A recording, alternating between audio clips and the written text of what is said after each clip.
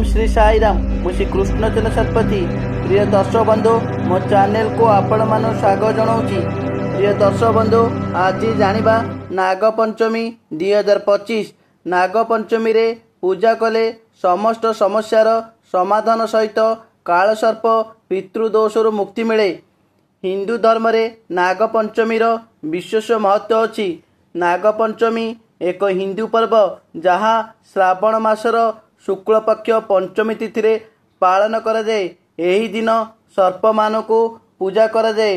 जेउ मानकर जातक रे कालसर्प पितृदोष सहित अन्य किछि दोष थाए ताहाले नागपंचमी दिन पूजा कले ताहा खंडन हुए। नागपंचमी दिन सकाळे ब्रह्म मुहूर्त रे स्नान करंतु। भगवान शिव मंदिर को जाई भगवान शिव को पूजा करंतु। शिवलिंग रे क्षीर दही महू सहित बेलपत्र अर्पण करंतु। ओम नमः शिवाय मंत्र को 108 थर जप करंतु। नागपंचमी दिन सर्प देवता को पूजा पाई क्षीर अर्पण करने शुभ। घर पाखरे थिबा बट गछ किंबा पिंपल गछ तले माटी रे एक साप आकृति रे तैयारी करंतु। सेठी क्षीर अरुआ चाउल फूल झुणा दीप दे पूजा करंतु। ओम नाग देवताय नमः मंत्र जप करंतु। नागपंचमी दिन एक रूपा जोड़ा नाग भगवान शिव मंदिर रे दान करंतु। नचेत एक तंबा जोड़ा नाग मध्य दान करि परिबे। माटी रे दुटी नाग गढ़ी ताको पूजा करी नदी किंबा प्रवाहित जल रे भसई दियंतु।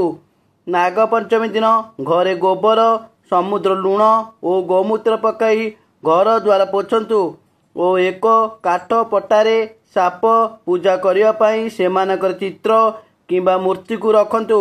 हलदी चंदन कुकुम चाउल फूल अर्पण करंतु।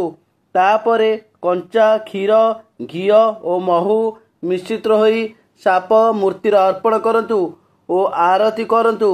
और नागपंचमीर कहानी निश्चिंत भाव पढ़ंतु। और साप सुरक्षा पाई घरर बाहर कांथरे आस्तिक वाक्य लेखंतु। से दिन कपाल रे चंदन लगांतु और पागल लोक को खाइबा को देले आपणक कालसर्प पितृदोष और अन्यान्य दोष खंडन हुए। जय जगन्नाथ। प्रिय दर्शक बंधु जदि मो भिडियोटी आपण मानक भल लगुଥାଏ तेबे भिडियो रे लाइक देबे कमेंट करिवे एवं भिडियो को शेयर कर देबे। आउ चैनल को सब्सक्राइब करने को भूलिबे नहीं। जय जगन्नाथ।